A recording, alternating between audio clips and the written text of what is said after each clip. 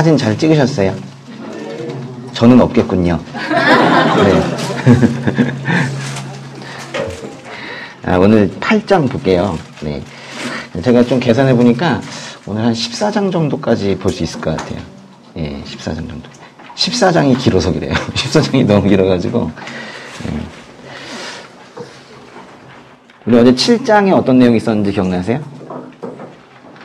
그런 세상이 왔으면 좋겠는 거예요. 꼭 왕이 아니어도, 좀 괜찮은 영적인 지도자 한 명이 서서 그분이 하나님의 말씀 잘 들어가지고 백성들에게 잘 선포하면서 그렇게 살면 사실 왕까지 필요 없어요. 권력자가 필요가 없단 말이에요. 사사시대의 그 이스라엘은 그 왕정을 갖춘 이웃 나라들에게 지속적으로 이제 공격을 받으면서 사실 큰 나라는 아니었거든요. 그러니까 억눌림을 당하면서 그렇게 살아왔어요. 우리나라도 좀 비슷했죠.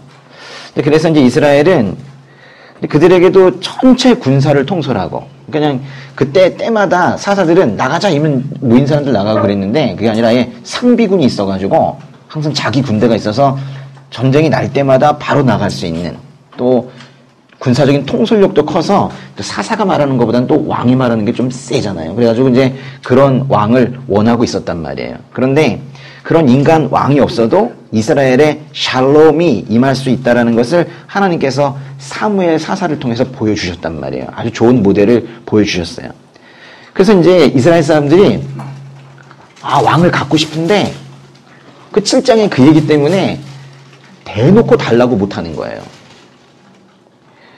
이스라엘 사람들이 왕을 달라고 말하고 싶기는 하는데 눈치를 보는 거예요. 그래서 사무엘 시대에 그 샬롬을 경험했기 때문에 말도 못하고 그러고 있었는데 왕을 세워달라고 할 수 있는 빌미가 생긴 거예요. 그 1절부터 5절까지 읽어보겠습니다. 사무엘은 나이가 들자 자기 아들들을 이스라엘의 사사로 세웠습니다. 맏아들의 이름은 요엘이고 둘째 아들의 이름은 아비야입니다. 그들은 브엘세바에서 사사가 됐습니다. 그러나 사무엘 아들들은 사무엘이 걸었던 길을 가지 않았습니다. 그들은 부당한 이득을 따라 뇌물을 받고 옳지 않은 판결을 내렸습니다. 그래서 모든 이스라엘 장로들은 라마에 있는 사무엘을 찾아갔습니다. 그들이 사무엘에게 말했습니다. 이제 당신은 늙었고 당신 아들들은 당신이 행한 길을 가고 있지 않습니다. 그러니 우리에게 왕을 세워주셔서 다른 모든 나라처럼 왕이 우리를 다스리게 해주십시오. 지금 사무엘이 누구를 그 다음 사사로 세웠나요? 아들들이죠. 원래 사사는 세습직이 아니에요. 그러니까 이것도 조금 이상한 건데 그들은 이제 사사보다 통솔력이 강한 왕을 원했습니다. 그러니 이제 근데 원래 왕이 있으셨죠. 뭐 이스라엘에 원래 왕이 없었던 게 아니라 원래 왕은 하나님이셨는데 이제 그들에게 왕이 없었던 건 아니고 이제 눈에 보이는 왕을 원하고 있는 거죠. 눈에 보이는 걸 우리는 많이 원하죠. 종교들이 그래서 화려해요. 그죠? 눈에 뭔가가 있으면 종교적인 것 같고 될 것 같고. 그래서 진리와 먼 종교로 가면 갈수록 우상이 많고 모양이 많고 화려하고 그러죠. 절에 가보셨어요? 복잡해요. 똑같은 기독교라고 하는데도 이상하게 믿음이 떨어진 곳에 가게 되면 뭐가 많이 있어요. 울긋불긋하고 뭐 그렇게 되어 있어요. 우리 저기 아무것도 없죠? 이게 진짜인 거지 뭐가 이렇게 막 있지 않아요.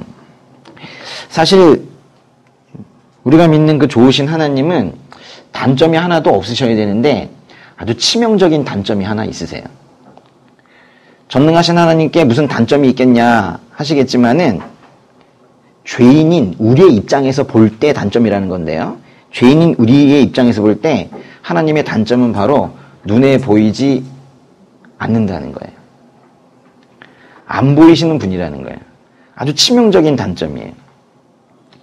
그래서 옆에 계신데도 안 계신 것 같고. 그래서 하나님께서 눈에 보이게 해주시려고 마음먹었어요. 그래서 성육신 하셔서 예수님의 모습으로 오셨지만은 막상 그렇게 인간의 몸으로 눈에 보이게 오셨어도 역시 믿지 않았어요. 아니 눈에 보이지 않는다고 그래서 안 믿는다고 그랬는데 육신의 모습으로 오셨는데도 사람들이 못 믿겠대요. 그땐 또 왜 못 믿겠느냐? 눈에 보이지 않을 땐 눈에 보이지 않아서 못 믿겠다고 하더니만 사람의 모습으로 보이게 오셨을 때는 오히려 눈에 보였기 때문에 너무 사람 같다는 거예요. 그래서 또 믿지 못하겠다고 그러는 겁니다. 그럼 이제 하나님께서 그럼 질문하실 것 같아요. 요즘 사람들 하도 똑똑한 척 하니까, 그래, 그러면 내가 하는 말이 좀 미련한 것 같은데, 그럼 네가 한번 대답해봐라. 그럼 내가 어떤 모습으로 나타나야지 네가 나를 믿겠니? 이게 질문하는 거예요. 그럼 이제 우리 많이 배운 우리의 똑똑한 머리로 한번 우리가 하나님한테 대답을 한번 해보자는 거예요. 도대체 어떤 모습으로 나타나야 우리가 하나님을 믿을 수 있을까요? 뭔가 얼핏 대답할 수 있을 것 같긴 한데요. 대답 못할걸요? 한번 정말 좋은 답이 있으면 한번 말씀해 보세요. 제가 이 설교 준비하면서 저도 한번 생각해 봤거든요. 전 정말 안 떠오르더라고요. 그럼 어떤 모습으로 나타나야지 도대체 우리가 아, 저분 진짜 하나님이시구나 이렇게 믿겠는가? 아무리 생각해봐도 예수라는 방식이 최상이에요. 그래서 성경에서 예수 그리스도를 뭐라고 하냐면 하나님의 지혜라고 하거든요. 다른 방식이 있는지 한번 고민해 보세요. 이거는 매우 중요한 겁니다. 예, 한번 고민해 보세요. 예수라는 방식 이외에 어떤 것이 있는지에 대해서. 아니, 난 순수한 믿음이야 이러지 마시고 한번 이런 건 고민해 보는 게 좋아요. 근데 저는 고민해 봤는데 떠오르는 게 없더라고요. 7장에서 하나님을 왕으로 섬기면서 이 땅에서는 사사가 보조적으로 다스리는 아주 매우 이상적인 그런 사회를 경험했는데도 불구하고 이스라엘은 거기 5절과 같이 8장 5절과 같이 다른 모든 나라처럼 이게 매우 중요한 말이에요. 왕이 그들을 다스리게 해주시라고 요청을 했습니다. 하필 사무엘이 이게 이제 문제인데 그 아들들을 사사로 삼았는데 그 아들들이 근데 뇌물을 받고요. 그러면서 재판을 부정하게 하는 거예요. 아이고, 아버지는 잘하셨는데. 사사만으로는 안 되겠다는 말을 백성들이 드디어 하게 된 거예요. 사무엘 때는 딱 끝났으면 말 못했을 텐데 그 아들들 때문에 말한 거예요. 물론 사무엘의 아들들이 잘못을 한 것은 맞아요. 그렇지만은 그게 잘못이라고 왕을 달라는 거를 말하는 것도 사실은 잘못이거든요. 잘못을 한 건 맞지만 잘못을 바로잡자고 다른 잘못을 한다면 그건 안 될 것 같아요. 근데 사람들은요, 종종 이런 실수 많이 하죠. 잘못을 바로잡으려고 다른 잘못을 하면서 그거는 잘못을 바로잡기 위한 것이었기 때문에 그건 선한 것이다 라는 오류에 많이 빠지는 게 그게 사람이에요. 이 사람들이 그랬어요. 이스라엘 사람들이 이렇게 말했습니다. 이제 당신은 늙었고 당신 아들들은 당신이 행한 길을 가고 있지 않습니다. 그러니 우리에게 왕을 세워주셔서 다른 모든 나라처럼 왕이 우리를 다스리게 해주십시오. 이 왕 달라는 얘기 앞에다 뭐 하나 집어넣고 싶은데 딱 빌미를 준 거예요. 다른 모든 나라처럼 열방과 같이 우리에게도 왕을 달라는 거예요. 이웃 나라들처럼 왕을 달라는 거예요. 우리도 저렇게 한번 살아보고 싶다는 거예요. 그러자 이제 사무엘과 하나님의 반응이 어떤지 한번 보세요. 6절, 7절, 8절 읽어볼까요? 왕을 세워 다스리게 해달라는 말을 들은 사무엘이 마음이 언짢아 여호와께 기도를 드렸습니다. 그러자 여호와께서 그에게 말씀하셨습니다. 백성들이 내게 하는 말을 다 들어주어라. 그들이 너를 버린 것이 아니라 나를 버려 내가 그들의 왕인 것을 거부하는 것이다. 내가 그들을 이집트에서 이끌어낸 때부터 오늘에 이르기까지 그들은 그렇게 해왔다. 그들이 나를 제쳐두고 다른 신들을 섬긴 것처럼 내게도 그러는 것이다. 그 8절부터 먼저 보시면 이집트에서 이끌어낸 때부터 오늘에 이르기까지 그들은 그렇게 해왔대요. 그렇게 해왔다는 게 뭐예요? 계속 거부했다는 거예요. 구해주기만 하면 거부하고 떼쓰고 짜증내고 실망하고 뭐 이랬다는 거예요. 그러면서 가나안에 있는 다른 신들을 섬기고 막 그랬단 말이에요. 그러니까 이게 지금 이 8절 뒷부분 얘기가 바로 우상숭배했다는 거거든요. 그러니까 지금 하나님께서 뭐라고 판단하시는 거냐면 그건 사무엘 네가 지금 마음 언짢아하지만 널 버린 게 아니라 날 버린 거다. 아주 정확하게 말씀하시고 근데 그거는 얘네들이 이전부터 계속 해오던 그 우상숭배 그 연장선상에서 나온 거야. 그러니까 이 사람 하나님께서 판단하시기로는 인간 왕을 세워달라는 것도 우상숭배의 하나다라고 지금 판단하고 계시는 거예요. 왕을 달라는 이스라엘 장로들의 요청에 이제 사무엘은 거기 뭐라 그랬어요? 마음이 언짢았다 그랬죠? 기쁘지 않았다는 거예요. 이건 이제 약간 의역한 거고 문자적으로 보면요. 원어로는 그 사무엘의 눈에 이렇게 눈의 악. 사무엘의 눈에 볼 때는 그건 아주 나쁜 거라고 보였다는 거예요. 그러나 이제 사무엘은 이 중차대한 문제 앞에서 화가 나잖아요. 근데 스스로의 감정에 매몰되지 않고 이 문제를 바로 하나님 앞으로 가져가는 그런 지혜가 있었습니다. 그런데 하나님께서 이제 뭐라고 말씀하셨다고요? 그 7절에 보세요. 7절에 백성들이 내게 하는 말을 다 들어주어라. 이게 웬일이에요? 이게 왜? 응? 그들이 너를 버린 게 아니라 나를 버려 내가 그들의 왕인 것을 거부하는 것이다. 이스라엘이 인간 왕을 세워달라고 한 거는 하나님 버린 거래요. 또 하나님이 그들의 왕이신 것을 거부하는 거래요. 그러면 하나님께서는요, 이스라엘의 왕이라는 존재가 세워지는 것을 아주 절대적으로 금지하고 계시는 분인가요? 다른 나라는 왕이 있어도 이스라엘이라는 나라는 영원히 왕이 없어야 된다. 이렇게 말씀하시는 분이에요? 또 그거는 또 아닌 것 같아요. 왕을 세워달라는 백성들의 요구가 기쁘시지는 않지만은 그들이 왕을 세워달라는 요구를 할 거를 하나님께서 미리 알고 계셨던 것 같아요. 그래서 왕이 세워지면 그런 왕은 왕이어도 다른 나라의 왕과는 달라야 한다면서 이미 이스라엘에 세워질 왕에 대한 율법을 미리 만들어 놓으셨어요. 신명기 17장으로 가보세요. 신명기 17장에 14절부터 왕에 대해서 설명을 하고 있습니다. 거기에 요지는 17장 14절 펴보세요. 요지는 이스라엘의 왕이 생기면 그 왕은 하나님의 율법을 따라 통치를 해야지 자기 마음대로 해서는 안 된다. 이런 건데요. 하나님께서 다스리는 체제를 신정체제라고 하거든요. 무슨 체제예요? 신정체제. 그러니까 이스라엘은 신정체제예요. 우리나라도 그랬으면 좋겠어요. 근데 인간 왕이 세워지는 걸 왕정체제라고 그래요. 왕정체제. 그러니까 신정체제에서 왕정체제로 좀 넘어가고 싶다는 건데 하나님께서 만왕의 왕이신 만왕의 왕 중의 왕이신 그 신정체제 안에서 왕정체제를 만들어 보고 싶으신 거예요. 그러니까 두 가지를 한번 섞어 보고 싶으신 거예요. 왜냐하면 사람들이 하도 요구하니까. 그래서 이제 부왕이라는 개념이 있거든요.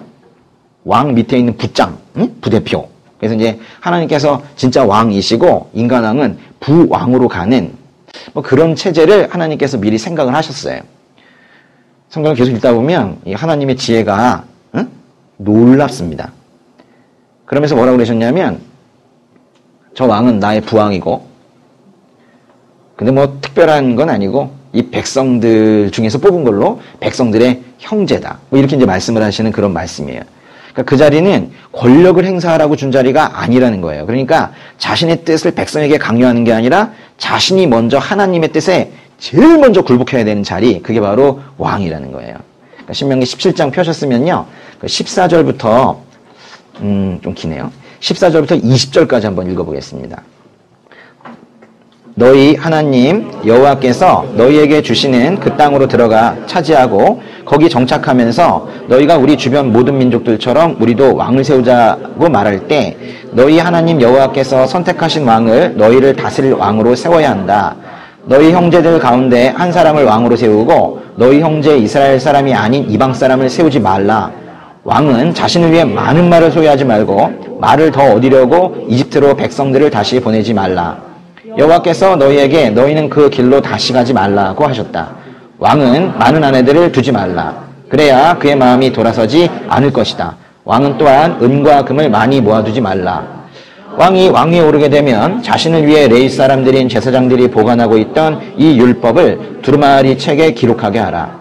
이것을 항상 곁에 두어 그 평생 동안 읽어서 하나님 여호와를 경외하고 이 율법과 이 규례의 모든 말씀을 삼가 지키는 것을 배우고 자기 형제를 업신여기거나 율법에서 오른쪽이나 왼쪽으로 치우치는 일이 없게 하라. 그러면 그와 그의 자손들이 이스라엘에서 자기 왕권을 오랫동안 유지할 수 있을 것이다.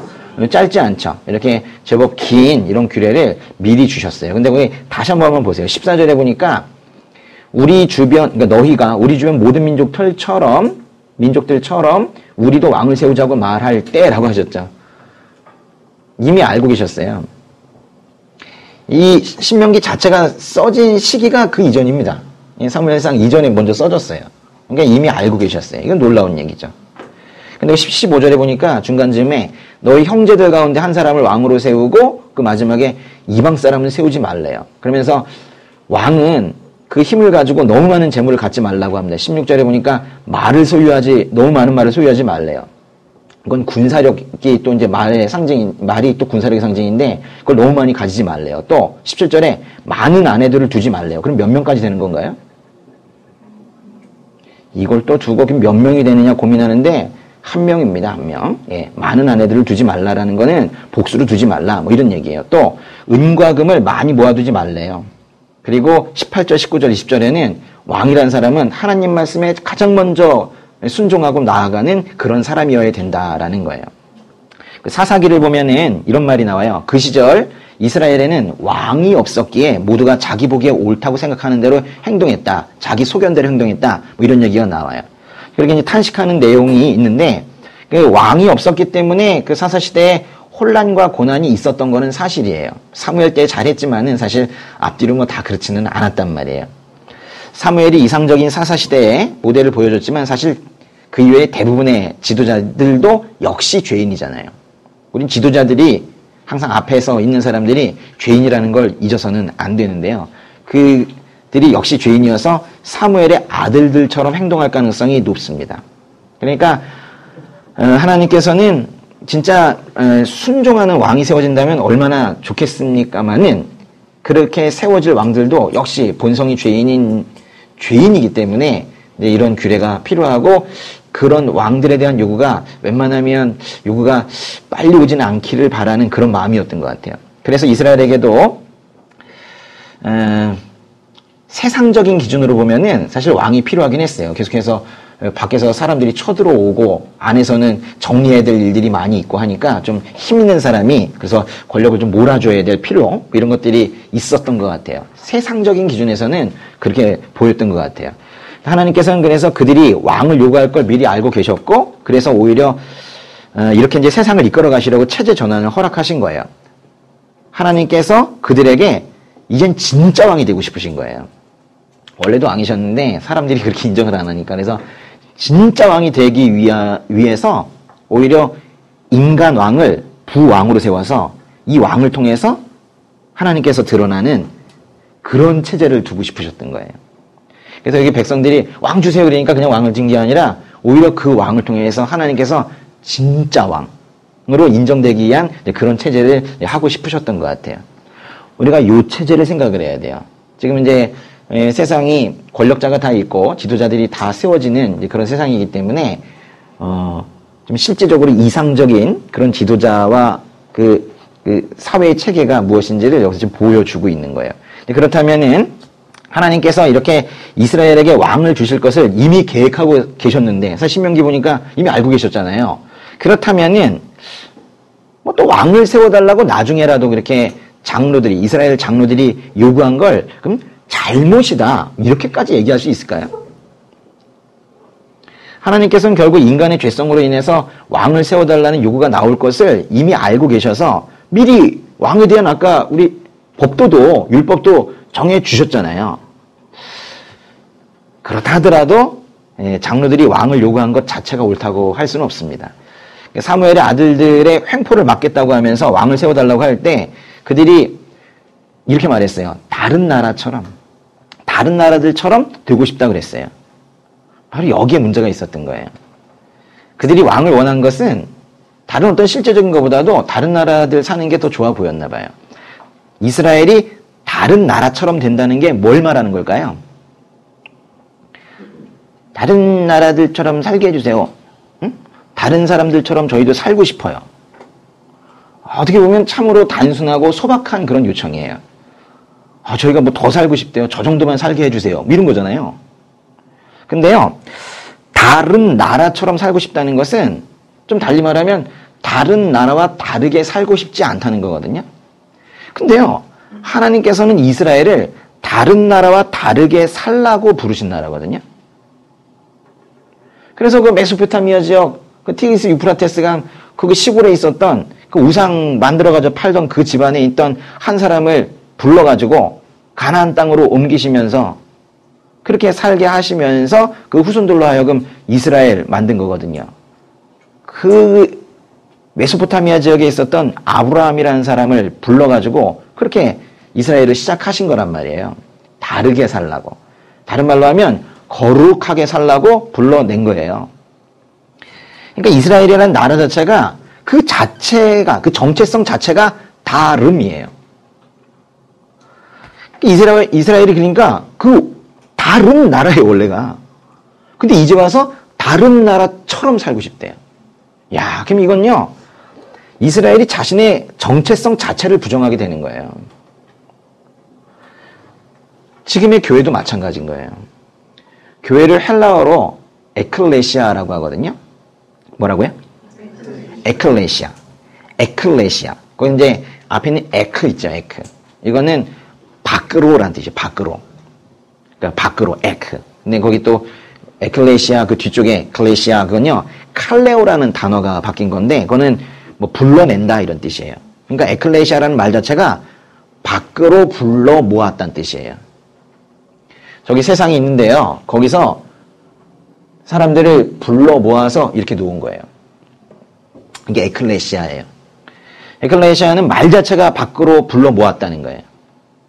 바벨론 창녀의 그 경제 원리에 찌들어 있는 그곳에서 사람들을 불러내어 이렇게 모으신 거예요. 쥐구덩이에서 그게 죄인지도 모르고 흥청망청하는 그 무리에서 불러내어서 이렇게 모으신 거예요. 거기 있으면 함께 망한다고, 죽는다고 그러면서 그렇게 불러내셨는데, 즉 다르게 살라고, 거룩하게 살라고 불러내셨는데, 마치 이스라엘 백성들이 이집트에서 빠져나와서 광야 생활할 때 고기 주세요, 채소 주세요, 이집트가 차라리 나았어 그러면서 어리석은 이야기 하던 것처럼 다시 지금 옛날로 돌아가고 싶다는 거예요. 이때 이스라엘이 그렇게 하고 있었던 거예요. 요즘에 이 교회가 그렇게 하면 안 되는 거예요. 이스라엘도 교회도 본질 자체가 다름이에요. 그 본질 자체가 거룩이에요. 세상과 구별되는 거예요. 자꾸 다르게 살고 싶지 않대요. 그래서 문제가 터지는 거예요. 하나님께서 택하신 자들을 이렇게 세상으로부터 불러내셔서 예수님을 구주로 고백하게 하시고 예수님의 피값으로 죄를 용서해 주시고 구원하셨는데, 이제 와서 세상의 다른 사람들처럼 살고 싶어요 라고 찡찡댄다면 그거는 크리스천이라는 자기 정체성 자체를 부인하게 되는 거예요. 미련해 보이는 게 맞아요. 다른 사람들 보기에 좀 답답해 보이는 게 맞아요. 이상해 보이는 게 맞아요. 여기 몇 분 들으신 것처럼 이상한 데 빠진 것처럼 보이는 게 맞아요. 그렇게 보이는 게 맞아요. 너무 비슷하다고 하면 이상해요. 응? 아직 그런 욕을 한 번도 안 들으셨다면 좀 집에 가서 좀 다윗처럼이랑도 한번 해보세요. 응? 아기스 왕 앞에서 침 흘리고 했던 것처럼이랑도 한번 해보셔요. 이건 너무 같아요. 이거는 교회가 아닌 거예요. 교회는 그 자체가 다른 거예요. 뭘 잘 섞이는 사람들과 융합하는 교회, 그런 건 없어요. 역사 이래 한 번도 교회는 세상과 융합된 적이 없습니다. 만약에 융합이 되었다면 그건 타협한 거예요. 교회는 다른 거예요. 거룩한 거예요. 구별되는 거예요. 잊으시면 안 돼요. 하나님께서는 백성들의 아우성을 보면서 왕을 세우라고 허락은 하셨습니다. 주의할 점은, 이게 문제예요. 하나님께서 허락하셨으면 옳은 거냐? 아니라는 거예요. 하나님의 허락이 모두 하나님의 응답은 아니에요. 우리가 이제 하나님께 막 졸라서 원하는 것들이 있어요. 그래, 애들이 졸라서 원하는 게 있는데, 그거 사줘봤자 애한테 도움이 안 되는 건데도 그냥 가끔 사줄 때 있잖아요? 그런 거예요. 하나님께 졸라서 원하는 것을 얻었다고 해서 그것으로 하나님께서 기뻐하신다고 생각하면 안 돼요. 또 그게 꼭 우리에게 유익해서 주신 것도 아니에요. 그러니까 이제 우리가 기도할 때 어떻게 해야 되겠어요? 꼭 주셔야 돼요? 이게 아니잖아요. 하나님 나라에 합당하게 주십시오. 제가 원하는 것이 아닌 하나님께서 주실 수 있는 가장 좋은 것을 주십시오. 이렇게 기도해야죠. 두 번째 거 잘 들어보세요. 제가 원하는 게 아닌 어떤 걸요? 그냥 하나님께서 좋으신 걸 주세요, 이게 아니란 말이에요. 제가 원하는 게 아닌 하나님께서 주실 수 있는 가장 좋은 걸 주세요. 이렇게 기도하는 거라고요. 우리 욕심이 좀 들어가 있죠? 우리는 생각지도 못하는 하나님께서 주실 수 있는 가장 좋은 게 있는데 우리는 시야가 좁아가지고 엉뚱한 거 달라고 하고 있단 말이에요. 응? 하나님께서는 엄청 큰 걸 준비하고 계시는데 우리는 빵 부스러기 같은 걸 그런 걸 요구하고 있단 말이에요. 그래서 그걸 꼭 주시라고. 그거 안 주시면 또 삐지고 막 그런단 말이에요. 가장 좋은 걸 구하세요. 그건 우리는 몰라요. 그러니까 늘 하나님께 구하실 때에는 오히려 포부를 크게 하세요. 가장 좋은 걸 주시라고. 내가 원하는 게 아닐 수 있어요. 하나님께서는 이스라엘에게 왕을 허락하시지만 그 대신 왕을 세웠을 때 얼마나 큰 문제가 발생할지에 대해서 사무엘을 통해서 미리 엄중하게 경고를 하시는 내용이 그 다음에 나와요. 그 경고를 한번 보시죠. 9절부터 18절인데요. 좀 기네요 또. 그러니 그들의 말을 들어주어라. 그러나 그들에게 엄중하게 경고해 왕이 어떤 권한이 있는지 알게 해주어라. 사무엘은 왕을 세워달라고 요구하는 백성들에게 여호와께서 하신 모든 말씀을 전해 주었습니다. 너희들 다스릴 왕은 이렇게 할 것이다. 그는 너희 아들들을 데려다가 자기 마차와 말을 돌보는 일을 시키고 그들을 마차 앞에서 달리게 할 것이다. 그가 너희 아들들을 1000부장과 50부장으로 세울 것이며 자신을 위해 밭을 갈고 출사하게 할 것이고 전쟁을 위한 무기와 전차의 장비를 만들게 할 것이다. 또 너희 딸들을 데려다가 향유 만드는 사람, 요리사, 빵 굽는 사람이 되게 할 것이다. 그는 너희 밭과 포도밭과 올리브밭 가운데 제일 좋은 것을 골라 자기 신하들에게 줄 것이며 너희 곡식과 포도 수확물의 10분의 1을 가져다가 자기의 관리와 신하들에게 줄 것이다. 너희 남종들과 여종들과 너희 소년들과 나귀들 가운데 가장 좋은 것을 끌어다가 자기 일을 시키고 너희 양들의 10분의 1을 가질 것이며 결국 너희 자신도 그의 노예가 될 것이다. 그때가 되면 너희는 너희가 선택한 그 왕에게서 벗어나게 해달라고 울부짖겠지만 그때는 여호와께서 너희의 말에 응답하지 않으실 것이다. 거기 뭐 한마디로 한다면 17절 끝에 노예가 될 거래요. 종이 될 거래요. 그래서 이제는 좀 벗어나고 싶다고 해도 그때는 이미 때는 늦었다는 거예요. 하나님처럼 이 세상을, 특별히 사람들이 모여있는 이 사회를 잘 알고 계시는 분은 없으세요. 왕을 세운다는 것은 이스라엘에게 많은 부담을 주게 될 거라는 거예요. 너희도 그렇게 원하지만 문제가 많이 커질걸. 왜냐하면 그 왕도 죄인이거든. 이렇게 말씀하시는 거예요. 이 경고에 나타난 왕이라는 것은요. 이 왕이라는 사람 보니까 기본적으로 뭘 뺏는 사람이에요. 그죠? 거기 보시면 취한다 그랬는데요. 기본적으로 뭔가 이렇게 취하는, 영어로 치면 take 있죠. take. 응? take하는, 취하는 그런 사람이에요. 아, 뭐 꼭 그런 왕만 있냐?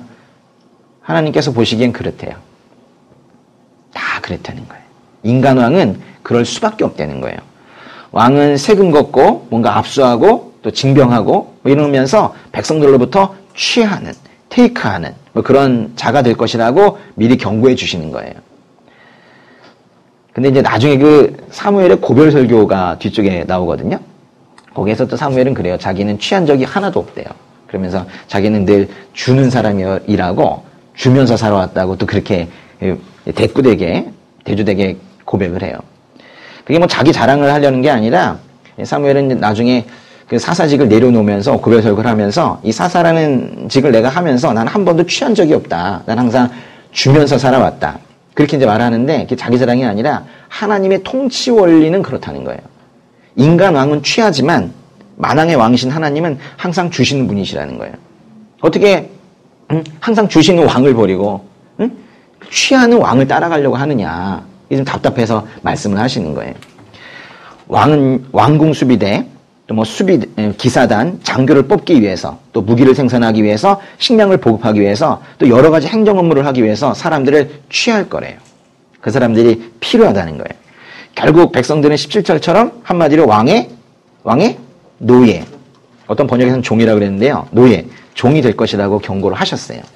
하나님께서는 죄인인 인간에게 권력이 주어졌을 때 얼마나 그것이 왜곡될 수 있는지, 권력이 주어지면 바로 그날부터 타락을 하게 된다는 것을 누구보다 잘 알고 계시는 분이세요.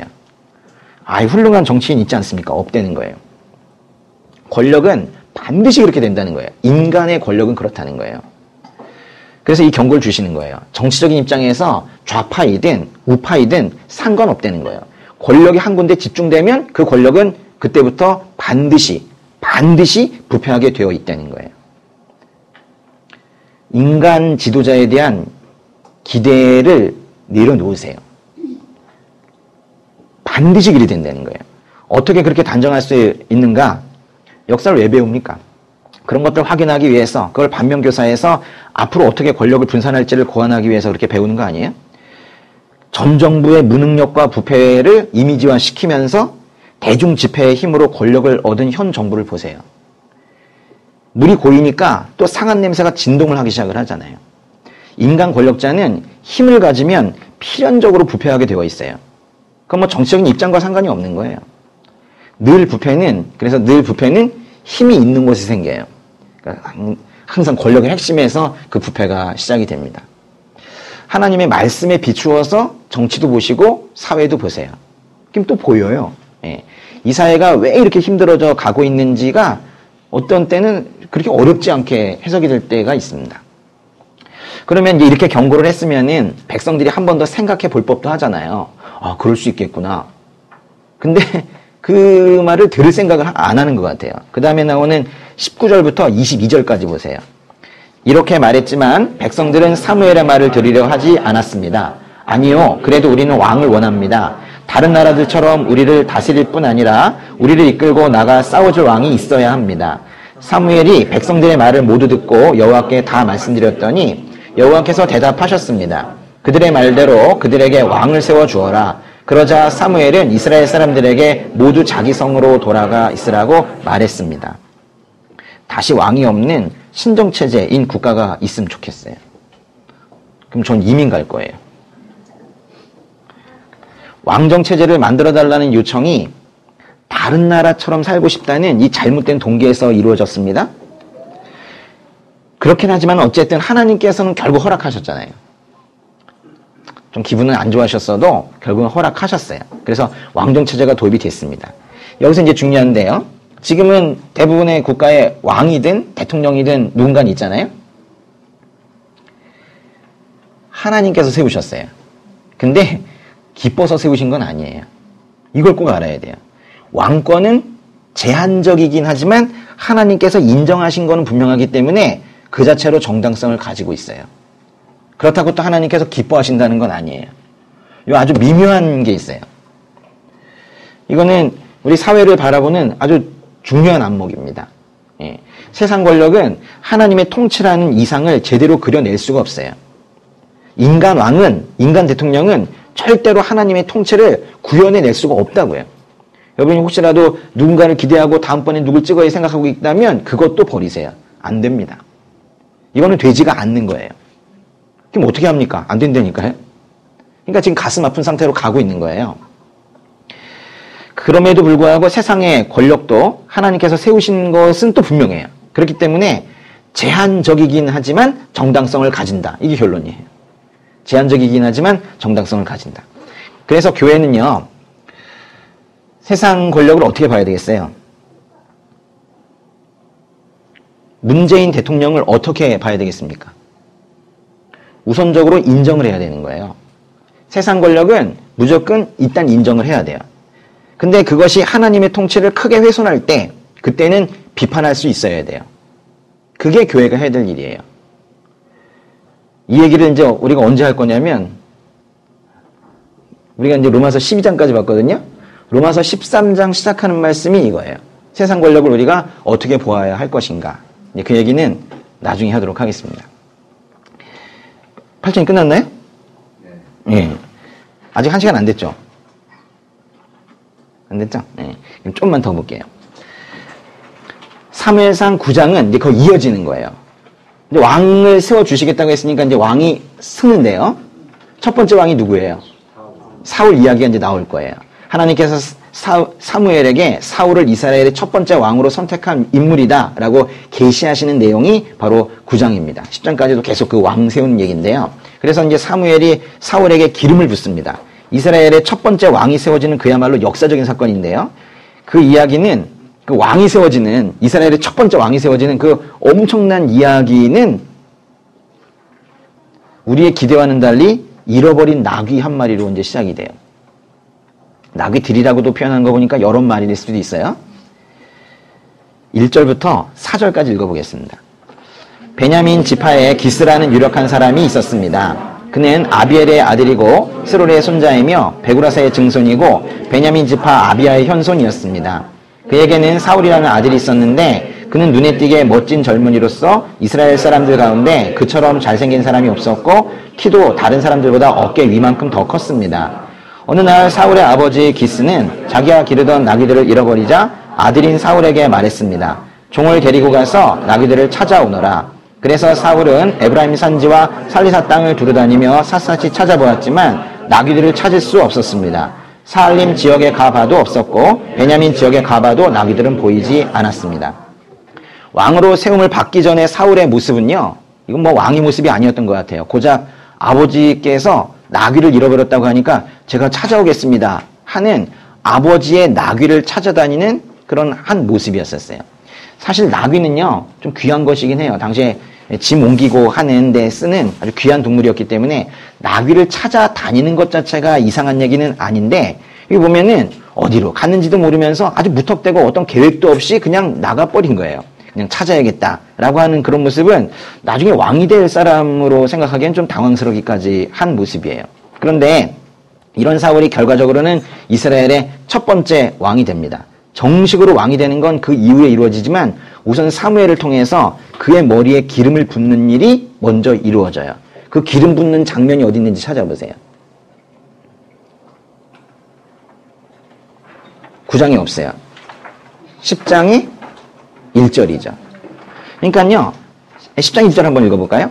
그러고 나서 사무엘은 기름병을 가져다가 사울의 머리에 붓고 입을 맞추며 말했습니다. 여호와께서 당신에게 기름 부어 그 유업을 다스릴 지도자로 삼으셨어. 이 10장 1절에 이 기름 붓는 장면을 이루어내기 위해서 사무엘서 9장 전체가 한치의 오차도 없이 돌아가요. 그 10장 1절을 이루어내기 위해서 9장에서 모든 일들이 그 한 절을 이루어내기 위해서 돌아가요. 사무엘이 사울에게 기름을 부으려면 일단 우선 두 사람이 만나야 되잖아요. 그 만남을 주선하는 이야기부터 다 10장 1절을 향해서 달려가고 있어요.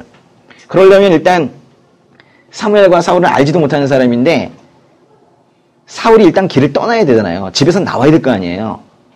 그런 면에서 나귀마저도 하나님께서 사용하신 것 같아요.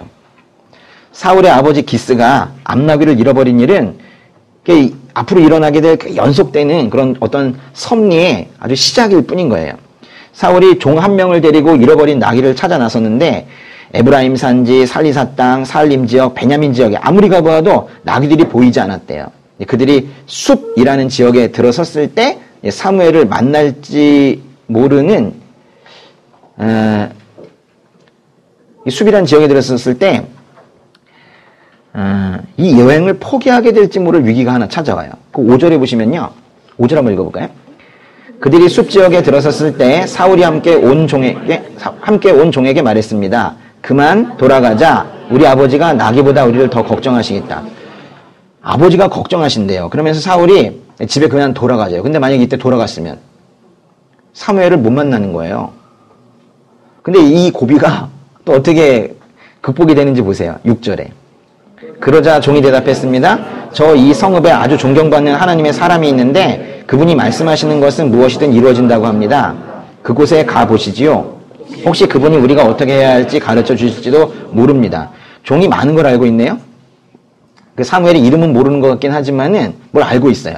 만약에 종이 몰랐다면, 종에게 그런 지식이 없다면 집에 돌아갔겠죠. 하나님께서 또 종을 사용하셔서 그 여행을 계속하게 하셨습니다. 종이 존경받는 하나님의 사람, 즉 예언자가 있다는 걸 알고 있었어요. 이렇게 해서 또 그 다음으로 이어가고 있어요. 근데 또 한 번의 고비가 찾아옵니다. 7절 읽어보세요.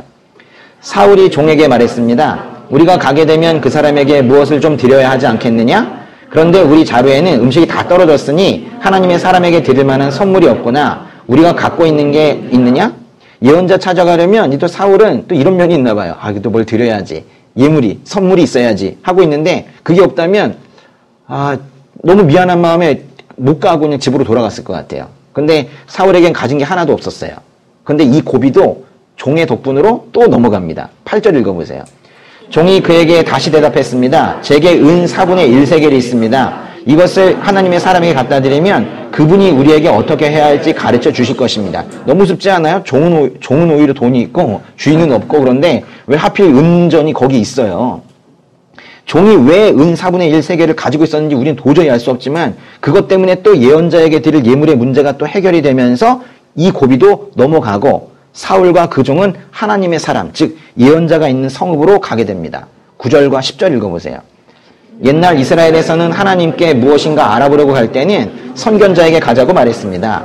요즘의 예언자를 예전에는 선견자라고 불렀습니다. 사울이 종에게 말했습니다. 그래 좋다. 어서 가자. 그리하여 그들은 하나님의 사람이 있는 성읍으로 갔습니다. 그러면 예언자를 어디서 만날 수 있을 것인가? 예언자가 또 계속 돌아다녀요, 또. 그러니까 그 사람을 어디에서 만날 수 있을지 또 이제 그게 또 답답한 노릇이죠. 응? 진짜 어느 동네 가서 김씨 찾는 뭐 이런 거잖아요. 근데 그 정보를 어디서 만날 수 있을지를 마침 물을 기르러 나온 어떤 소녀들이 그걸 또 알려줘요. 11절부터 13절까지 읽어보세요. 그들이 성을 향해 언덕을 올라가다가 물을 기르러 나온 소녀들을 만나 여기에 선견자가 계시느냐 하고 물었더니 그들이 대답했습니다. 그렇습니다. 그분이 당신들보다 앞서 가셨으니 서둘러 가보세요. 오늘 산당에서 백성들의 제사가 있어서 지금 성에 도착하셨습니다. 그분이 음식 잡수시러 산당에 올라가기 전이니 성 안으로 들어가면 바로 그분을 만나게 될 것입니다. 그분이 도착하기 전에는 사람들은 아무것도 먹지 않습니다. 그분이 재물을 축복하셔야 하기 때문입니다. 그러고 나면 초대받은 사람들이 먹기 시작할 것입니다.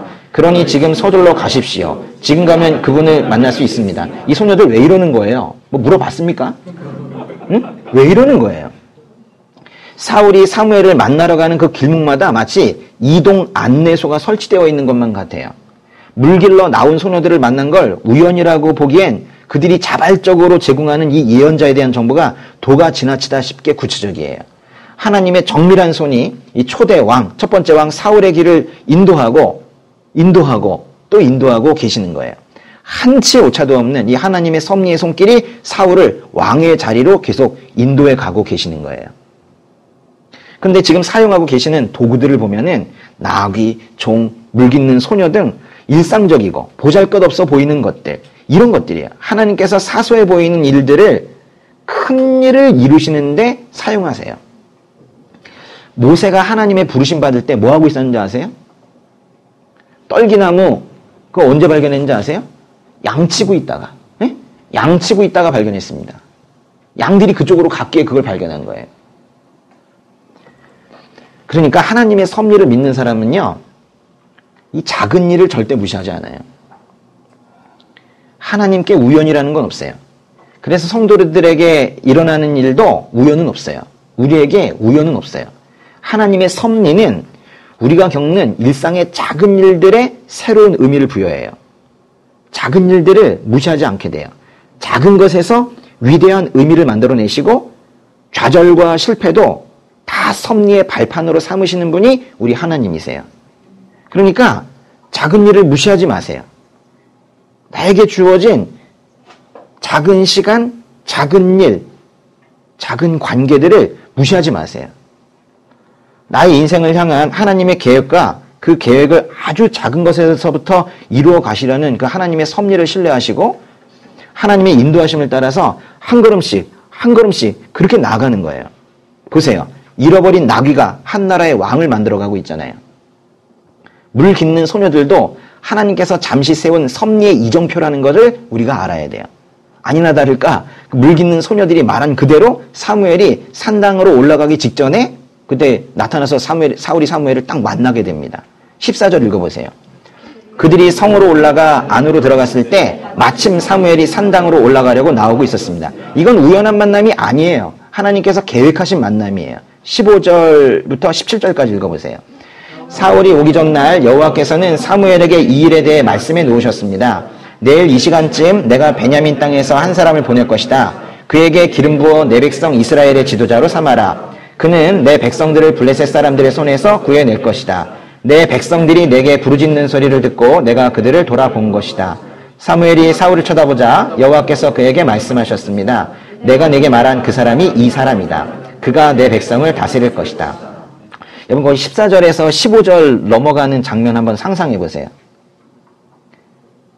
14절에서 15절 넘어갈 때 사울이 오기 전날 이러면서 넘어가죠. 그 영화에서요. 잠시 현재 있다가 잠시 과거로 넘어가는 장면 있잖아요. 그때 어떻게 넘어가요? 화면이 갑자기 뭐 찌그러질 때 있죠, 이렇게. 찌그러지다가 이제 갑자기 사람이 나오면 옛날이요. 또는 이게 뭐 좀 뿌옇게 되다가 갑자기 장면이 전환이 되고 그러죠, 그렇죠? 약간 뿌연 상태로 있기도 하고 과거가. 그러면서 바로 전날 이야기를 한 거예요. 바로 전날 하나님께서 사무엘에게 이스라엘의 지도자로 삼을 사람이 바로 그 다음날 그 시간에 그 자리에 올 거라고 지금 말씀해 놓으셨어요. 그런데 이제 사울이 거기에 나타난 겁니다. 또 16절에서 17절로 넘어오면서 다시 또 현재로 돌아와요. 그럼 이제 또 어떤 모습일까요? 영화처럼. 갑자기 또 이게 또 확 밝아지고 뭐 이러면서 갑자기 뭐 이렇게 사무엘이 생각하고 있는 것 같은데 그 자리에 갑자기 사람이 하나 서 있어요. 응? 그때 하나님께서 바로 이 사람이다 라고 말씀하셨기 때문에 사무엘은 정확하게 그 사람이 이스라엘의 지도자가 될 사람이라는 걸, 첫 번째 왕이 될 사람이라는 걸 알았어요. 그러나 사무엘이 그가 찾던 예언자인지 모르고 길을 물어요. 사울은 사무엘을 모르니까요. 사무엘은 알았어요. 어떻게 물어요? 18절에 보니까 사울이 성문길에서 사무엘에게 다가가 물었습니다. 선견자의 집이 어디인지 가르쳐 주시겠습니까? 그래서 집이 어딘지 물었어요. 그다음에 19절, 20절 보세요.